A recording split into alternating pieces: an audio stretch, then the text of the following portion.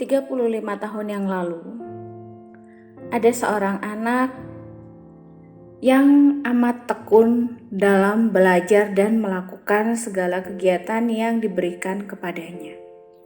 Segala tanggung jawabnya diselesaikan dengan baik.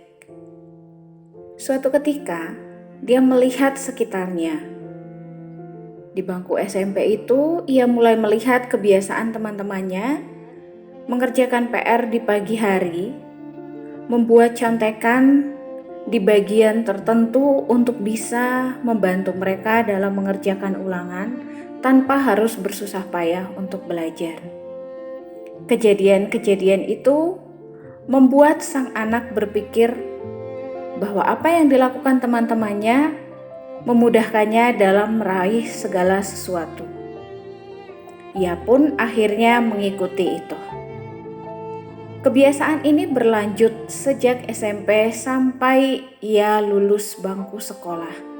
Setelah lulus sekolah dan memasuki dunia bekerja, ia baru menyadari bahwa apa yang didapatkannya selama bangku kuliah itu tidak seberapa, dan ia cenderung merasa sia-sia selama melakukan pendidikan di bangku sekolah. Ia pun menyesali apa yang sudah terjadi. Namun, apa mau dikata, nasi sudah menjadi bubur. Selamat pagi sahabat Dumai. Nah, dari ilustrasi tadi kita tahu bahwa ada yang disebut dengan skala prioritas. Skala prioritas itu artinya kita harus mendahulukan apa yang lebih bermanfaat untuk kita. Seringkali dalam kehidupan sehari-hari kita dilemakan oleh berbagai hal, sehingga kita lupa mendahulukan apa yang harus kita dahulukan. Contohnya, dari cerita singkat itu tadi, kita diberitahu bahwa si tokoh aku di sana, dia terlena dengan keadaan sekitarnya sehingga dia terbawa arus dan akhirnya dia ikut-ikutan teman-temannya. Padahal kalau kita pikir nih ya, sebenarnya dari situ tadi kita harus mulai berpikir jernih.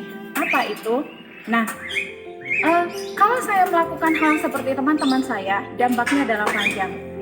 Sahabat Dumai, penyesalan itu selalu datang terakhir. Tidak pernah penyesalan itu datangnya di awal. Jika penyesalan itu datangnya di awal, maka kita akan dengan cepat memperbaikinya. Tapi jangan sampai pada nanti akhirnya penyesalan kita itu akan berdampak pada keturunan kita, khususnya anak-anak kita.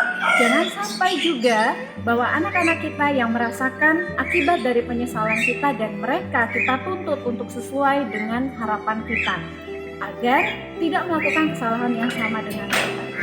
Sahabat Dumai, kita tidak bisa lakukan. Kenapa? Karena mereka punya kelebihannya sendiri, punya bakatnya sendiri. Artinya apa? Setiap kali berkat yang diberikan Tuhan, setiap kali jalan hidup yang diberikan Tuhan pada kita, alangkah lebih baiknya kita lakukan dengan sempurna, kita lakukan semaksimal yang kita bisa, agar tidak terjadi penyesalan di kemudian hari. Penyesalan di akhir tidak ada manfaatnya lagi sahabat Dumai. Kenapa? Karena nasi sudah menjadi bubur dan tidak akan kembali lagi menjadi butiran beras. Semoga renungan tadi yang saya sampaikan itu bermanfaat untuk kita semua, mengingatkan saya dan juga mengingatkan sahabat Dumai. Mohon maaf jika dalam renungan tadi ada kata-kata yang kurang berkenan. Terima kasih sudah menonton video ini.